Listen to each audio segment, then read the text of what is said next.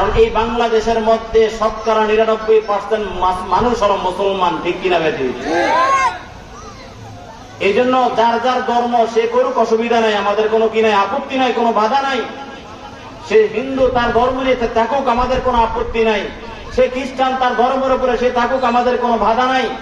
যার যার ধর্ম তার তার উৎসব। আজ থেকে মনে রাখবেন আর এটা মুখস্থ করে নেবেন, যদি কেউ বলে কখনো বাংলার জমিনে যে ধর্ম যার যার উৎসব সবার, এই কথা যে বলবে আপনার পায়ের জুতা খুলে তাকে জুতা পিটা করবেন ইনশাআল্লাহ। সকলে রাজি আছেন তো ইনশাআল্লাহ? ধর্ম যার যার উৎসব তার তার, ধর্ম যার যার উৎসব সবার হতে পারে। কারণ আমাদের মুসলমানদের যে উৎসবগুলি আছে, বছরে 2টা ঈদ, কয়টা হিন্দু ছেলে আমাদের ঈদগাহে গিয়েছে? বছরে একবার কুরবানি দেয়, কয়জন হিন্দু বন্ধু আমার সাথে কুরবানি দিয়েছে কিনা?